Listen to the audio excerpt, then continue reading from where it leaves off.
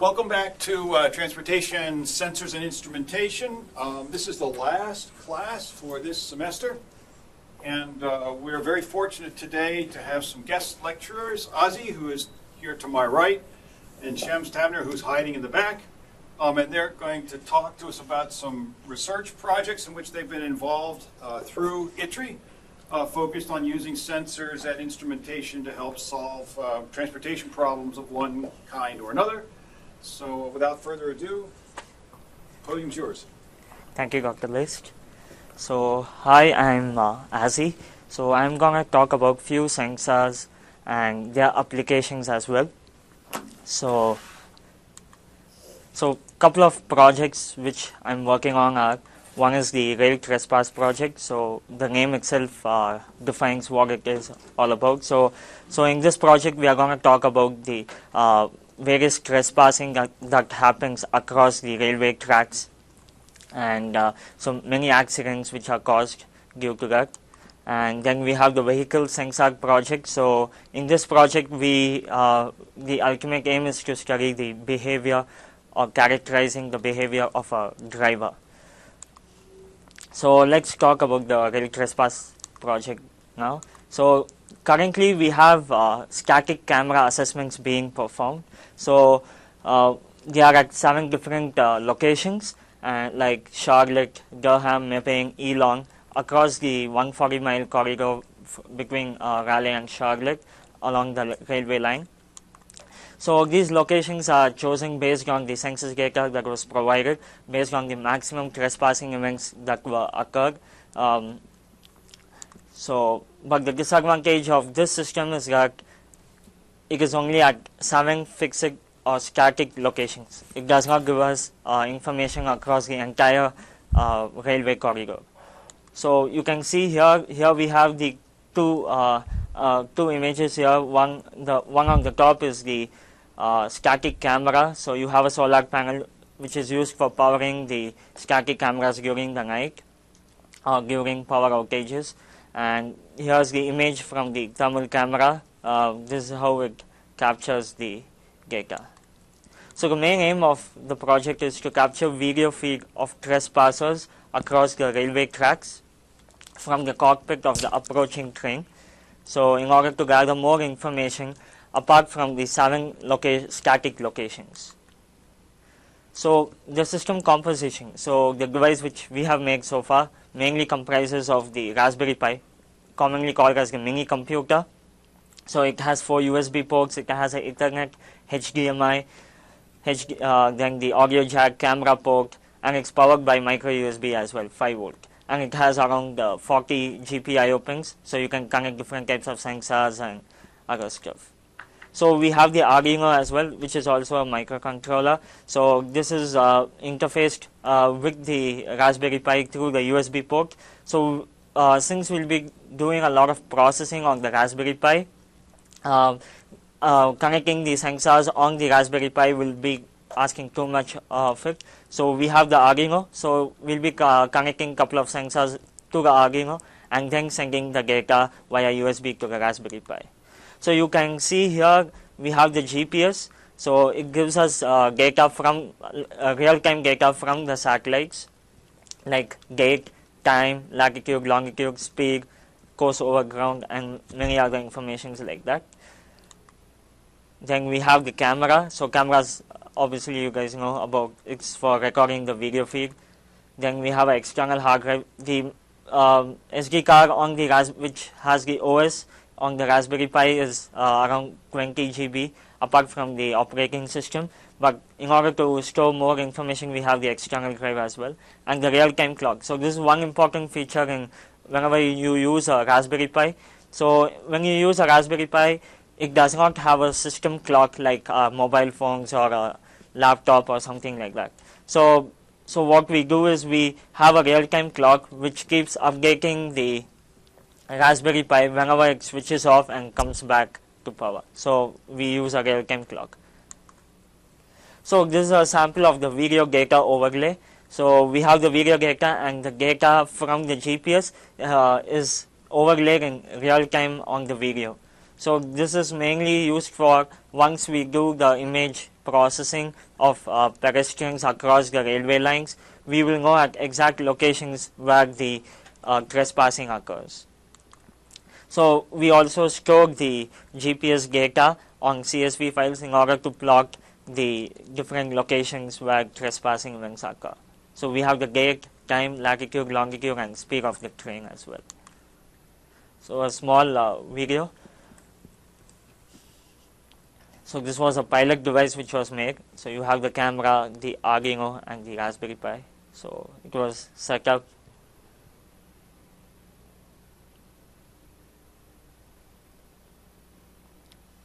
So the ultimate aim of this video was to just get a feel of how these devices would work together in collecting the GPS data and overlaying the data on the video as well.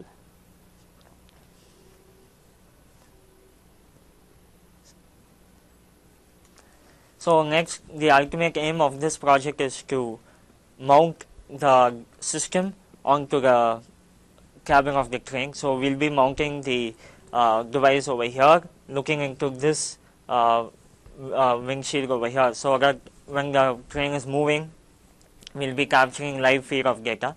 Unfortunately, we were planning to stream the data back to the server, but eventually you are not allowed to have any form of network within the cockpit of the train, so which might affect the signals, incoming signals to the driver. So that's what it's all about. So the future of this project currently is like we'll be collecting video data along the corridor, perform image processing of the video data in order to detect trespassers, and also we'll be trying to use thermal cameras in order to make the image processing much more easier, because thermal cameras will give you a heat mapping and it's much more easier to make outlayers and outlines of the images. So next we have the vehicle sensor project. So the current existing system is that we have devices installed. You will find the devices here. So installed in the in the OBD port, which is called as onboard diagnostic port in the vehicles. So this port gives us information such as engine heat of the engine, speed of the RPM of the engine, then acceleration, and many other informations like that.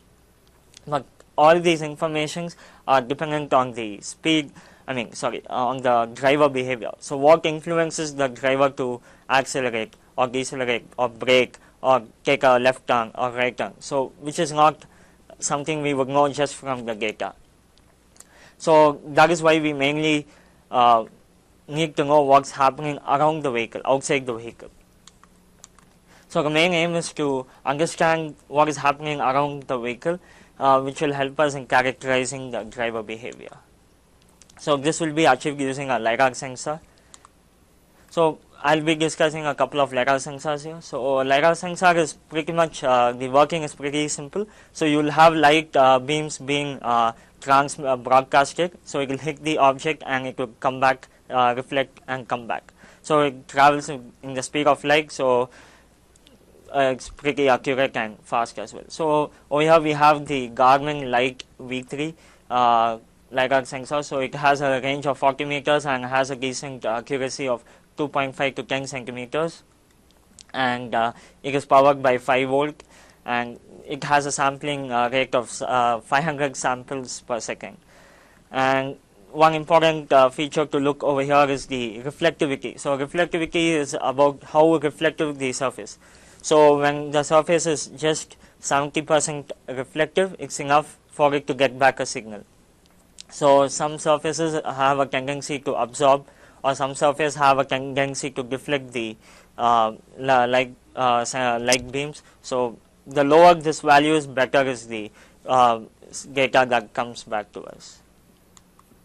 So next is the sweep scans sensor. So the only couple of differences between the previous one, you have a higher sampling rate, so you have 1000 samples per second, and one additional feature is the field of view is 360. So what happens is it keeps rotating at a maximum frequency of 10 Hertz. So that is, it can rotate give 10 rotations per second, and a minimum of 2 rotations per second. And you can see that the reflectivity is slightly higher, so that means like the surface has to be more reflective. So there are chances of this sensor to miss the light, reflected light beams back. So the system composition is pretty much similar, just that we have couple of components, extra additional components. So over here we use the inertial measurement unit, the IMU sensor. So this sensor gives us the acceleration, gyroscopic, and the magnetometric data. So acceleration data is like the acceleration of the vehicle. So it gives us data in all 3 axes, X, Y, and Z axis as well. So if you are traveling in a car, if you go uphill, you will have a variation in both Y and Z. If you take a left turn, you will have a variation in X or something like that. So that is acceleration. And gyroscopic is will give you the drift of the vehicle, how it drifts. So when you take a left turn or you suddenly brake or something like that, it will give you how the vehicle responds. And magnetometric data will be just the angle from the true north in the direction which you are heading out. Then we have the GPS as well. So, and then we have the LiDAR sensor which will be connected through USB, the camera, and the RTC. So the additional 2 components for this system apart from the previous one is that we have the LiDAR sensor and the IMU sensor. So this is the data that has been collected for this system. Similar to the previous one, we have the date, time, latitude, longitude, speed as well.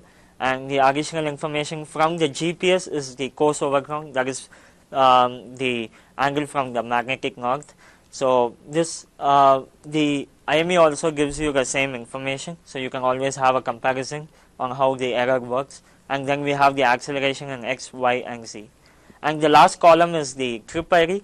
So the trip ID, we mainly use it for identifying different trips in which the test is being performed. So it's easier to categorize how each trip has turned out to be. So then we have the LiDAR data. So LiDAR data, you have the gate time, the beam angle. So what does the beam angle do? So it throws shoots out beams at different angles like 74, 286, and keeps going in rotations. So and it also gives you the object distance at that particular angle. And you also have the X and Y coordinate, which is similar, which compensates for beam and distance. So you can also have a XYZ plot.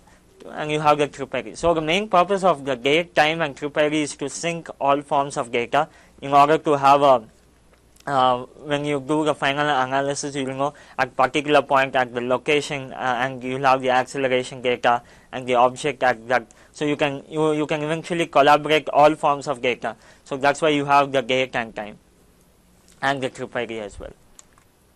So this is similar to the earlier slide where you have the date, time, speed, and the trip ID. The lat long is not displayed. So we've done a fair bit of analysis on the data which we gathered, but it was only on the LiDAR data, not on the GPS and IMU. So we have this, we map the diagonal distance of the object. So at 74 degrees you will have a distance. So we map that distance to a longitudinal plane in the straight x-axis.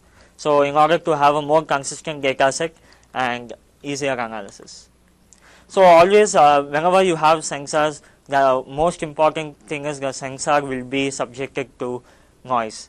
So each sensor has different types of noise. Say for a camera, it will have noise from vibration.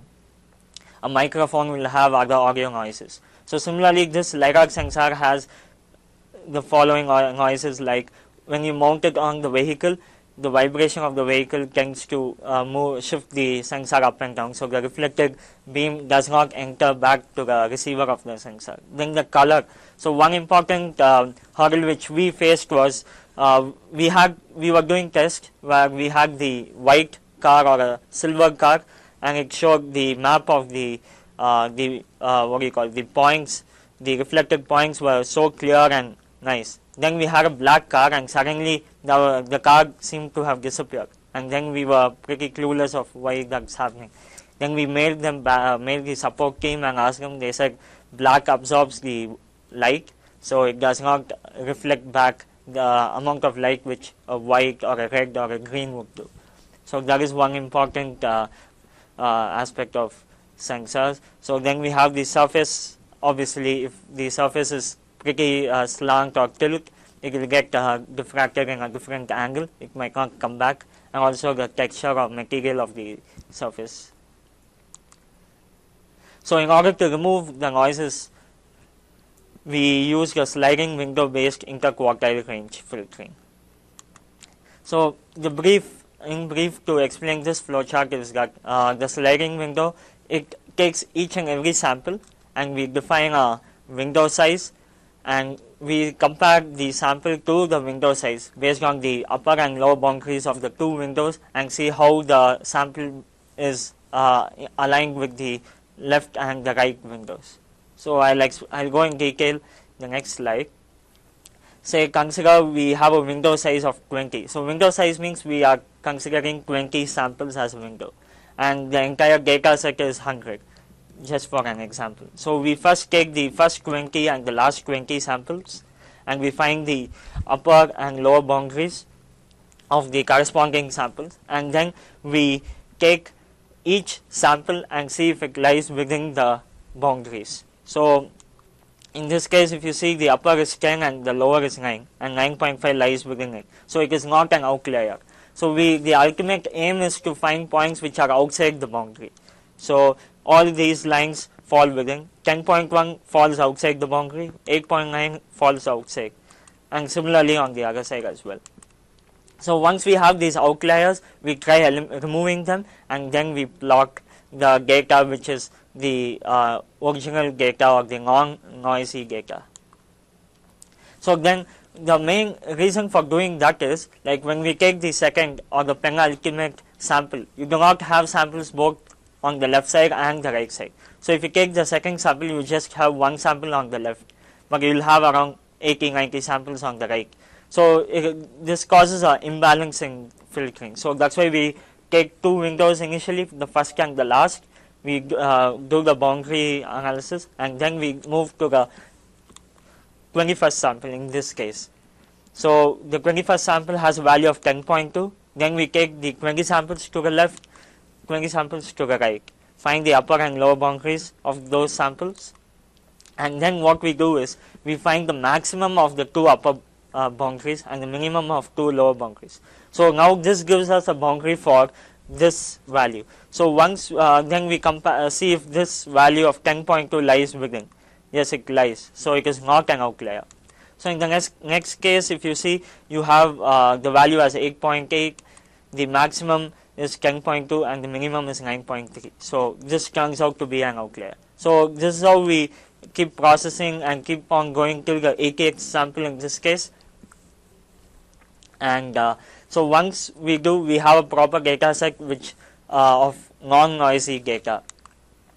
Then once we have the original data set, the non-outlier data set, we perform another level of filtering where you see if the data signal to noise ratio. So we take the signal value, and each signal value has its corresponding upper and lower boundary. Find the difference between them, and signal value divided by the difference will give you the signal to noise ratio for that particular sample. And then eventually we plot the signal to noise ratio. So when the noise is greater than the signal value, what happens? The values go less than 1. So whenever the value goes less than 1, it's a noisy data, irrespective of if it has passed the filtering, sliding window filtering. So let's consider a scenario. So the test vehicle was parked behind a stationary vehicle at a distance of 10 meters. Both vehicles were stationary. So over here we have the initial data set. We do an initial filtering of 0.5 to 40 meters. So this is mainly due to that the specification of this sensor was that it has a maximum range of 40 meters. So in order to stick to that, we've done a 40 meter, because anything above 40 meters might not be accurate, and we are pretty much not interested in data above 40 meters. So we do a 40 meter distance filtering, then we do a 0 to 5 and 355 to 360 degree filtering. So this gives us a field of view pretty much in front. So now you can see over here you have the outliers over here. So you have outliers here, and you have a fairly good enough data set here. So in order to remove these outliers, we do the sliding window interquartile range filtering. So once you filter the data, you have the original data and the signal to noise ratio. So over here, if you see, we have the upper boundary, then the lower boundary, and you also have the non-outlier data set. And we have also plotted the median, so which is the expected distance of the vehicle. And over here on the right, if you see, we have the signal to noise ratio, and the signal to noise ratio is pretty high. So this means that the noise is pretty low and the signal value is pretty high. So in this case, it is 8, and it jumps down, goes down to 3, but that is not a problem. As long as it's more than 1, it's great. So over here, the main reason why there's a shift is, over here you have a larger sample, over here the number of samples decreases. So that's the main reason why. So this data set tries to influence this. So you have a small group, but as long as it's more than 1, it's totally fine. Another data set we had was the entire data set was completely noisy. So if you see here, despite the filtering, we had a noisy data set back, and this signal to noise ratio clearly defines us like how the noisy data occurs, and the values are like less than 1. The median is around 0.17 and average is around 0.2. So this is how we categorize if a data set data that was captured is good accurate data set or not. So the future scope for this project is that we've found out that the current sensor which we are using is not that great enough for long distance measurement, like around more than 15 meters. So we are planning to use this sensor to capture vehicles going on the side of the test vehicle, and in order to capture vehicles in front, excuse me, we'll be using a stationary sensor, one of the sensors which I showed you earlier. So it will be shooting out straight beams, and it's not going to rotate, but it will be just focusing on the straight end. Yeah. Any questions regarding the sensors or something, you guys? Okay. Thank you.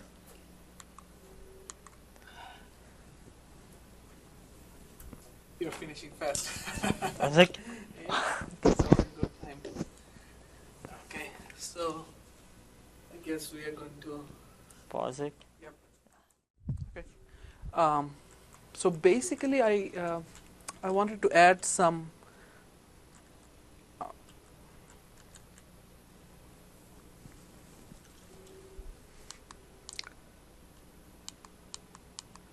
some of my thoughts regarding the second project that Azi had presented.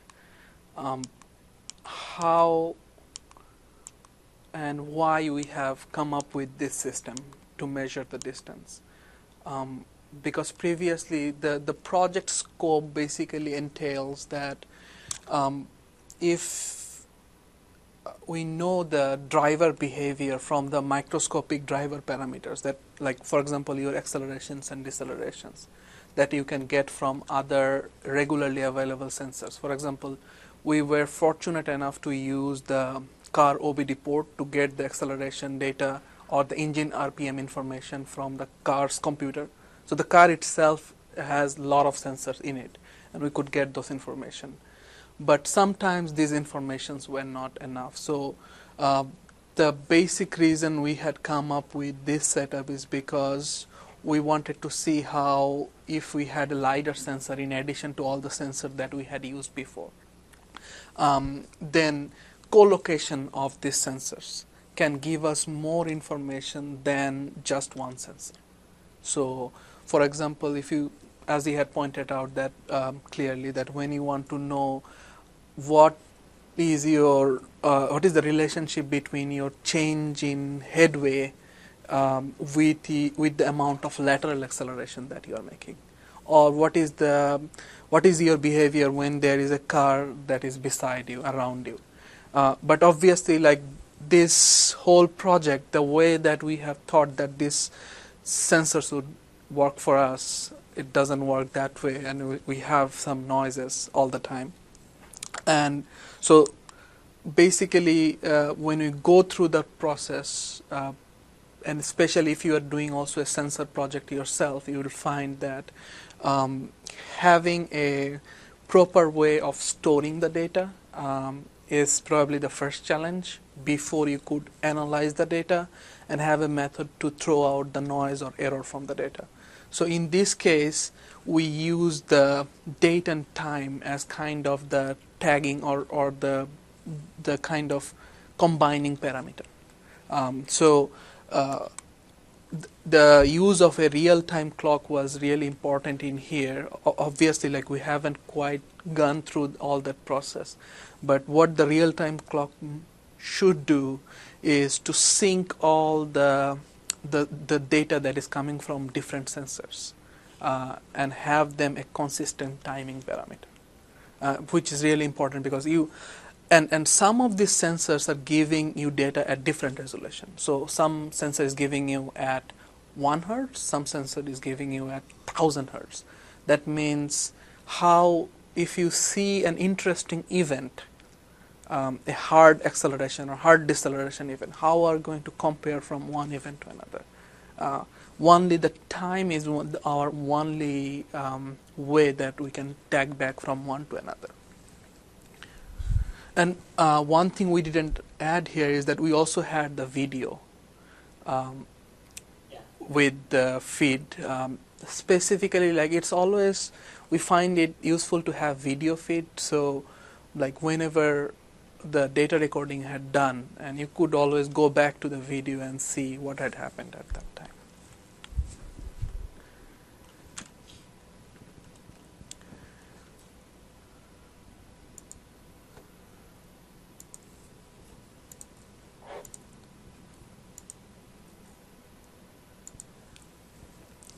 Okay, so the second part of our presentation today, so I am presenting on behalf of our team here.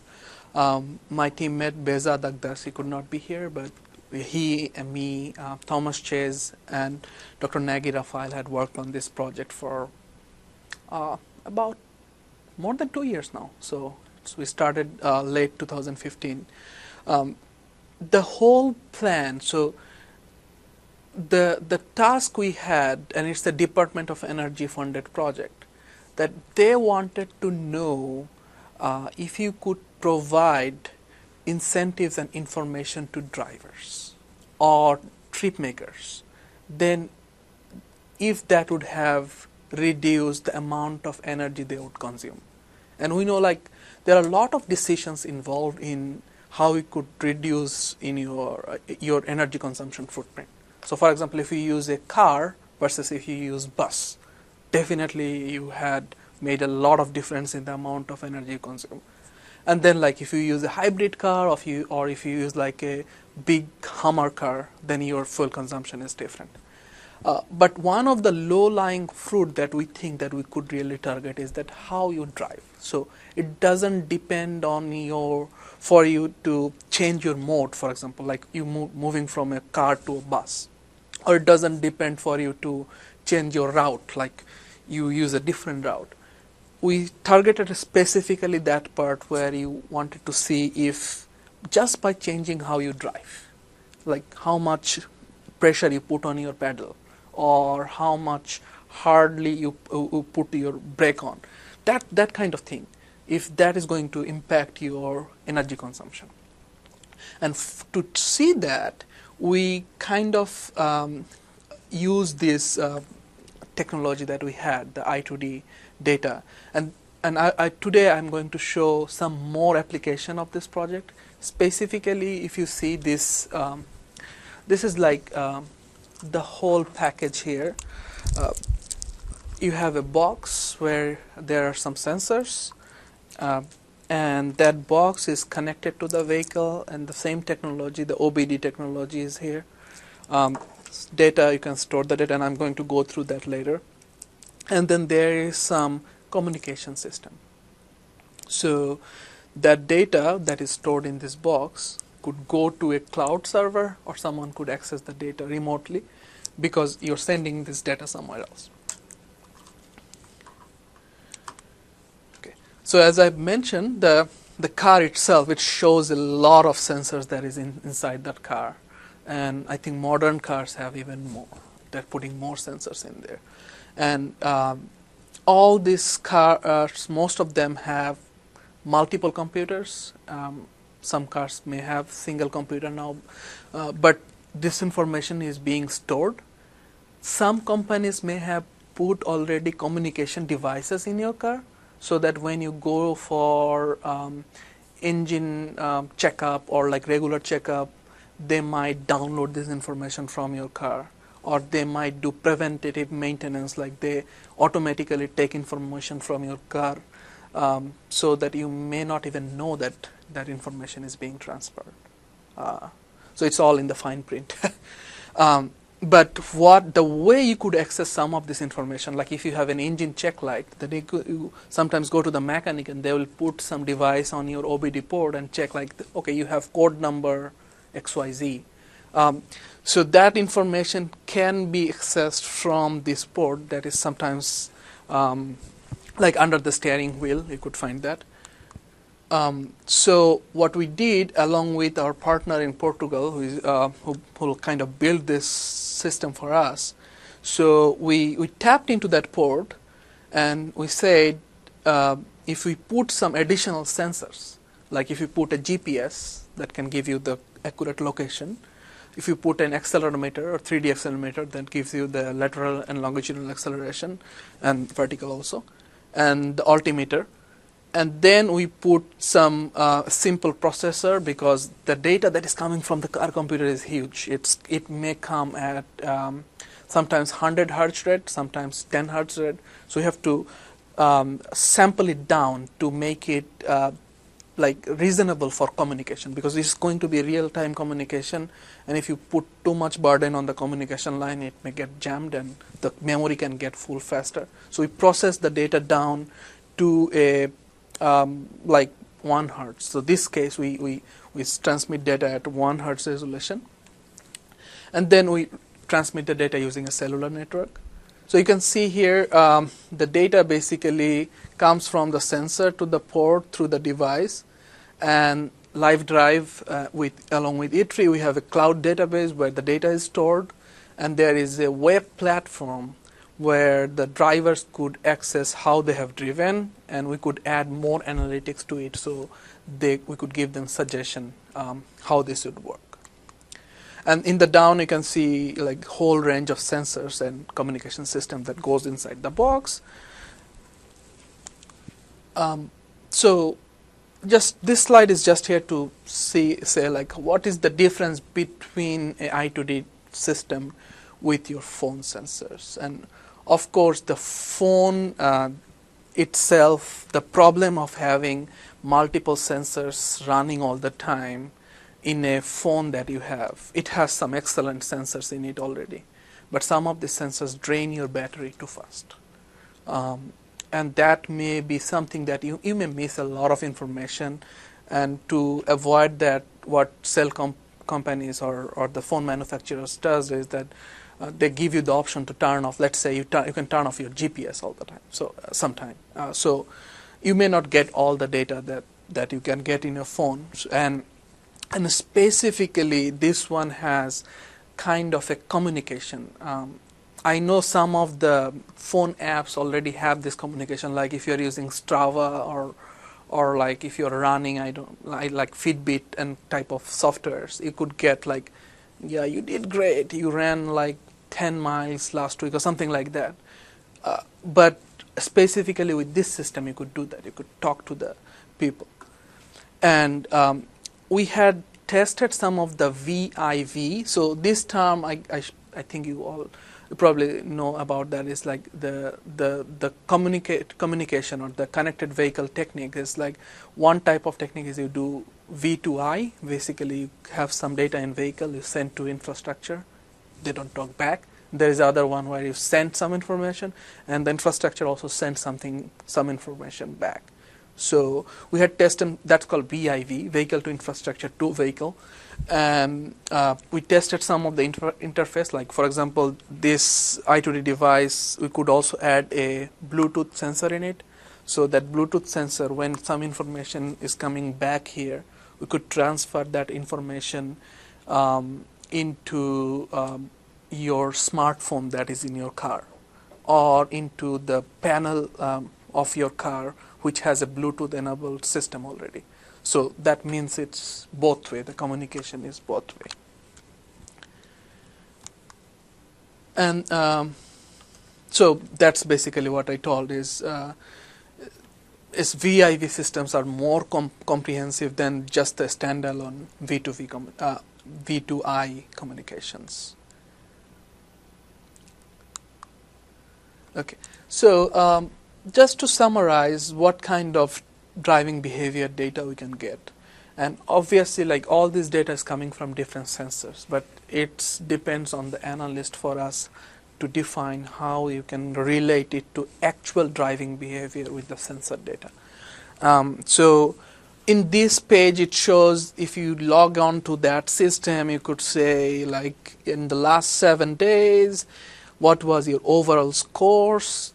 Obviously, you can define your score in any way. In our case, we defined it using how much energy efficient you were, like eco-driving, how much safe you're driving. So, like, as you know, like, some of the insurance companies are already giving their customers the way, like, they could track your micro-scale behavior, driving behavior information, and they could give you a score, give you some discount on your monthly insurance or yearly insurance, something like that. So that's your safety score. And the last one is comfort. It's defined basically by how much jerk or vertical acceleration. So if you are, like, driving on potholes very fast, that would mean, like, you'd have jerks very sharply, and then that information is there. So we could combine this information to come up with an overall score. This page specifically is very interesting in the communication portal, is that, for example, you had done a trip. So someone had, of course, this is privacy protected. And you can see, like, obviously there are some reasons why this is privacy protected. Not everyone should see where you started your trip and where you ended up. But you can see your trip. That's fine. So when you log in, you can see where you stopped. This is just the stop view, but obviously there are some other information like weather event, how much fuel consumption you are doing, how much delay you did, and all this information you can show on this dashboard. And what is specifically interesting, if you look at the right graph, is that you can see your behavior or driving style, you would say, with time, like how much acceleration that you did here. There is information about lateral acceleration, your vertical acceleration, all this information on here. So you could really see how you were doing. And so in ITRI, we have about, since April 2014, we had about, like, more than 50 volunteer drivers so far. And that varies because some people agrees to volunteer and some people leave. So yes, the pool is varying in driver numbers. But I think at one point we had maximum 32 drivers. So it's just 1 point. Each sensor or each package sends data for every second. So we have gathered about 68 million seconds of data, and that's driven in different kinds of roads in North Carolina. 568K miles of driving behavior. All the data we have archived in a server, and of course, like, if you are planning to use connected vehicle information later on and this kind of information, these are privacy protected information. So we had to go through a very complicated institutional review board authorization, or sometimes it's called the IRB authorization process. And to get that, we had to say that it is stored in a very secure place. no one knows, it's anonymized, so no one can track back, and we would not publish this information anywhere. So it's a responsibility from our side to how we manage and curate this information. Okay, so this first case example is where we try to say is, because this is a very temporal and spatially tagged information that you get along a large footprint of area. So you can say like, what is your true free flow speed? And if you have the ACM equations, so for example, we try to feed 3 different model form to model the free flow speed at different locations. So we have this data, and we looked at how these models performed. And this model actually, like the third model, where you use the posted speed limit and the section should be ramp density, that has sufficiently good fit. So at 0.576 is not bad. Compared to the current ACM 2010 model, which had a lot more error. Like I agree that it's not comparing apples to apples, but we had the paper, so you could see that how this is performing. And then the other example where we looked at the free flow speed estimation for 2 different type of drivers. Like say, because we know which drivers go through the roads every day or not. If that driver is going through that road, I think more than 30 times a year, then we call him a familiar driver. If less, then it's unfamiliar. And you see here, like at 65 mile per hour freeways, the familiar drivers on average drives at a faster speed than the unfamiliar driver. But the scenario is kind of opposite on the 55 mile per hour freeways or highways, because we think that like familiar drivers know at what speed to drive and not be caught by the police. And they also know where the speed goes from 65 to 55. So they kind of drive at that sweet spot, like 65, they always drive at like less than 75 range, and then 55 they always drive less than 65. So that kind of confirms how different people drive at different conditions. This is another example where we looked at the crash propensity estimation. So basically it's just used 3 months of I2D data at different location, and we looked at crash data from the NCDOT crash database, and we looked at what is the correlation of the real crash that is happening at a location with the percentage of time there is happening, there like high deceleration events are happening over there. So the deceleration information is coming from the I2D data, the microscale behavior data, and the crash data is coming from the crash database. And we found a very significant correlation that 85% of the rear end crashes, like rear end crashes mostly happen where you don't have enough time to react, so you could stop. So that occurred within the hotspot that we already identified from our I2D data, which is like a very important finding. The other one is how you measure drivers' aggressiveness as a function of surrounding traffic.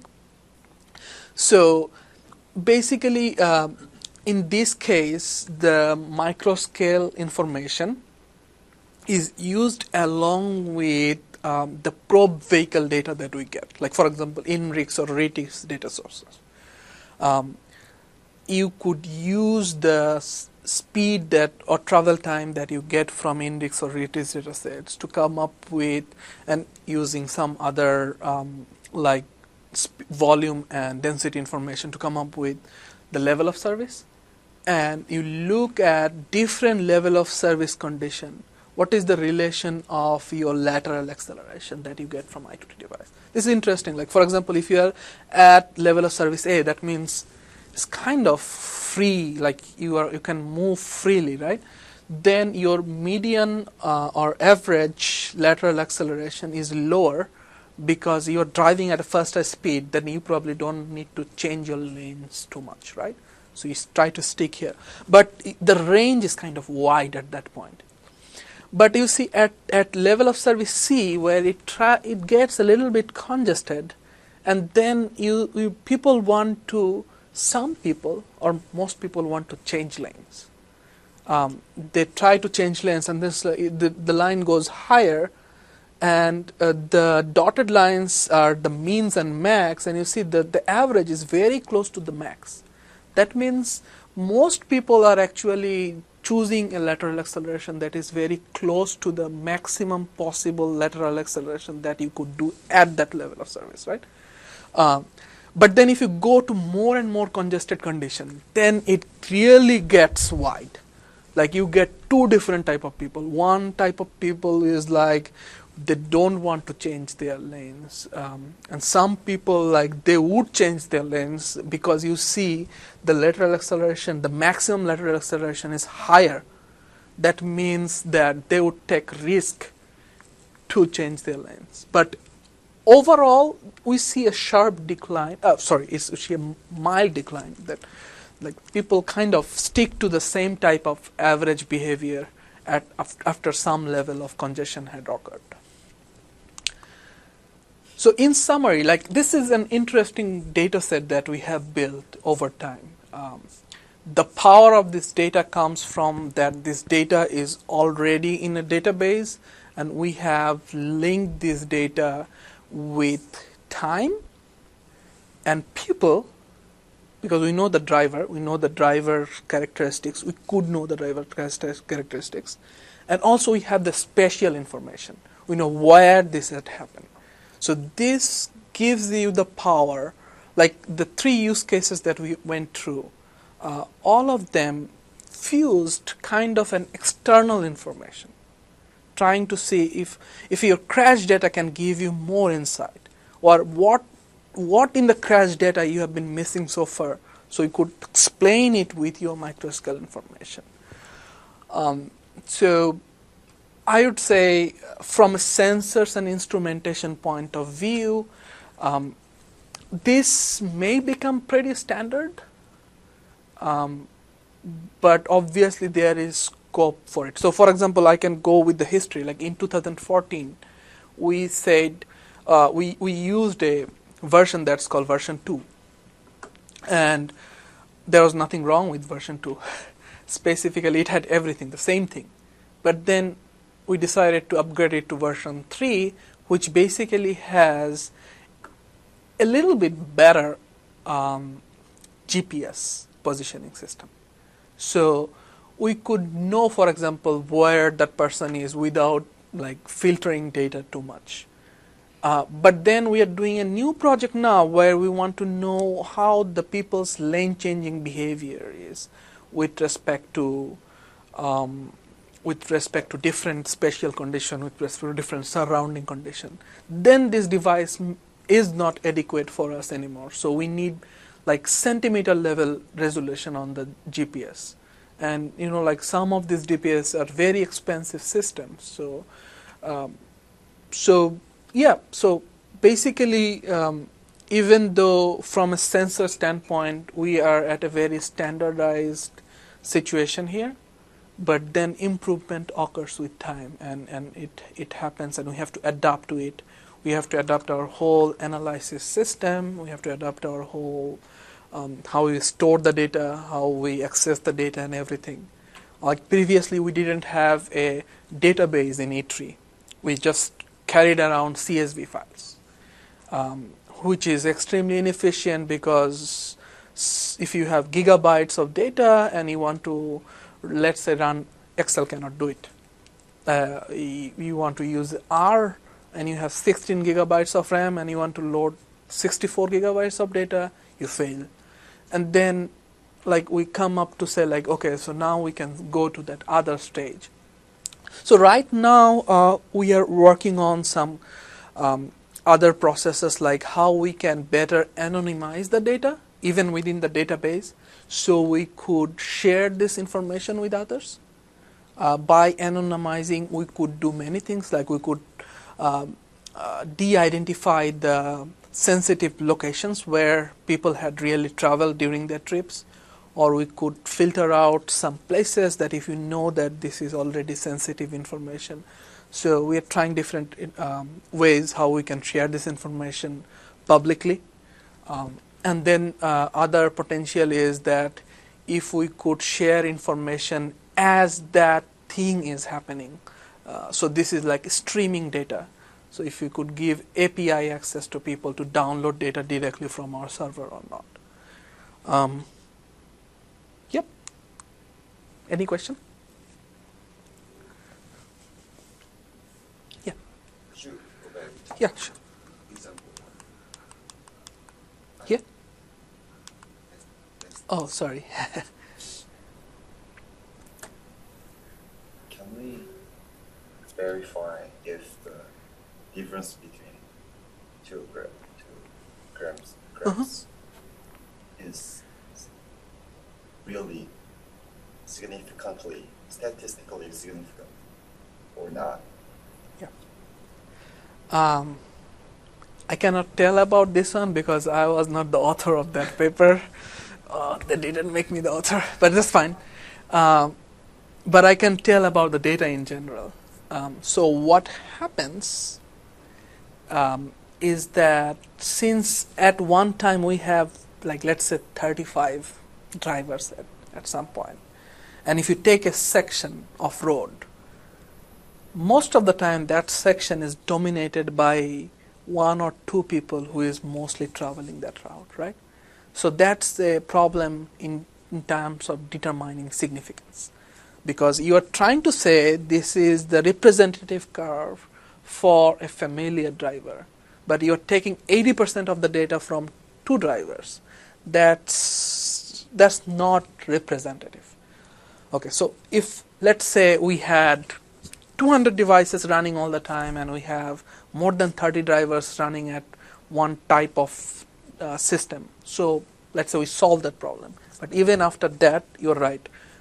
How would you say that the difference among these two drivers groups are significant? You could do some statistical test after that system, like case test or something like that, to say if that difference is significant or not.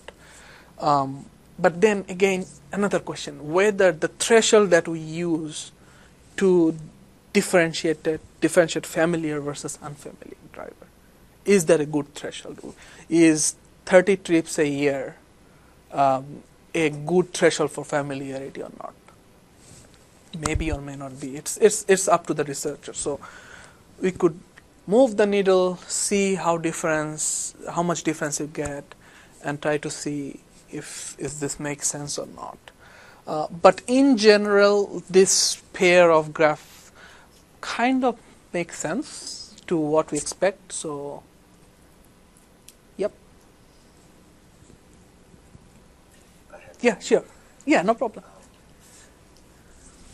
Is there any relationship between the safety of the example 2 and results of example 3? I think there might be, because the lateral something. Lateral was on number 3. Yeah. It might be correlated to the safety of certain section. So in this paper, Taizin looked at just rear end collisions. I think most of the rear end collisions, because it's correlated to your longitudinal deceleration rate. Kind of. It's some of their publications available that you can see, like this, they say that. But for the next one, your lateral acceleration, lateral thing in the traffic flow theory and overall is kind of not well explained. Like you could have very, very high lateral acceleration and not cause any problem, but you may cause it. Like, for example, it's what we found is if like there are two type of lane changes, right? So you need to change lanes, and then you don't need to change lanes, but you do. So one is mandatory and one is discretionary. So we found that if you cause more discretionary lane changes, basically if you do more discretionary lane changes, that cause more problem in that area, because, and specifically it is level of service C, D or E, then it may create a congestion even if you are well over your capacity or something like that in a local space. Safety is critical. Like I don't know, like what is your expectation? You might say, you're right, yeah, your expectation is if you see suddenly people is making lane changes and you are not really prepared, then that might cause some sort of accidents or incidents. But we didn't look at it. Yeah. Yeah.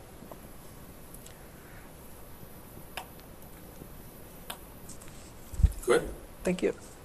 Thank you very much. Been very, very nice. Appreciate the presentation. I think it's terrific to have this opportunity to see the kinds of data collection and data analysis activity that's occurring right here in our own backyard, and to have people come and talk to us about what it is they're doing to make that happen. I trust that you'll continue to do similar things in the future, given that the funding exists for doing it. And I hope that you, as students, have gotten a lot out of these presentations and get an appreciation for not only the value in doing the analysis, but the challenges that are involved in doing the data collection. So we're done. I wish you the best of luck on the exam, and if you have any questions about the course or the exam, why, send me an email, and I'll be glad to respond. Thank you very much. Yeah, and you're welcome to take